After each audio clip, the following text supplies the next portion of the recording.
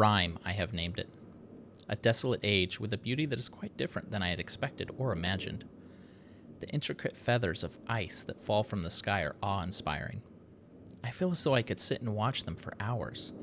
And though it is cold here, like I have never experienced before, I find myself enjoying the change of temperature, for it is unlike any other place that I've ever seen.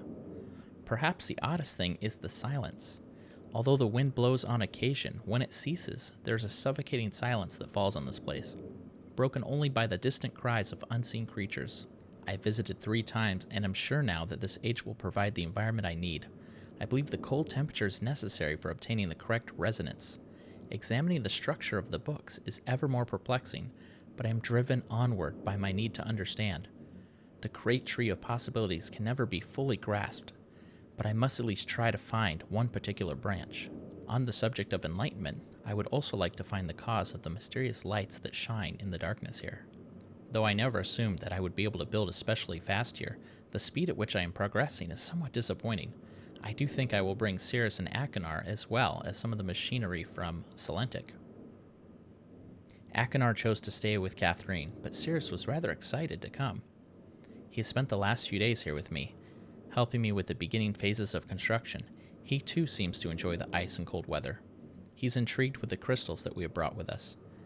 He has been a big help, as have others, and I hope to be able to begin my experiments here soon. Tonight, Cirrus and I found a wondrous spot to view the lights, although it seemed they decided to hide from us. After sitting in the cold winds for over 2 hours, we saw nothing. It was rather disappointing. Cirrus will return to Myst tomorrow. He has been a tremendous aid to me, and I'm thankful for his willingness to help. The hard part of the construction is over, although I have decided after tonight that I would like to add some kind of observation post. I won't be finished as soon as I had hoped, although I am fairly certain it will be worth the delay in the long run. I've decided to take a break from the construction now that the tunnel is almost complete, and I've been able to set up a temporary space where the crystals will not be stimulated. I'm quite convinced that with the right diffraction resonance, certain properties of the ink can be simulated.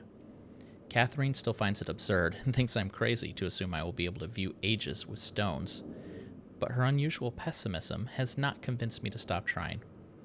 I came too close to success on Everdunes. I'm fairly certain now that the temperature indeed does have an effect on the crystals, but I've realized that temperature alone is not enough. The cold dampens some of the sympathetic harmonics, but a more active suppressor is necessary. I've acquired some geodes with a pure protected crystalline interior. Thin slices of the geodes below each crystal provide a stabilizing effect, and even amplified the clean frequency slightly. After quite a bit of experimentation with the shapes and colors, I was able to capture a blurry image within a book. Though the link would never work, there was clearly an age on the other side. I can hardly wait to return and tell Catherine. I feel like I should finish the shaft to my observation post while I have the machinery here, perhaps tomorrow morning. The lights were beautiful again last night. They had not shown themselves for so long that I'd almost forgotten their beauty. I still must find the cause. I'm feeling rather overwhelmed with what remains to be done. The crystals have not been perfected. The shaft is not finished, nor is the observation post, or even lab.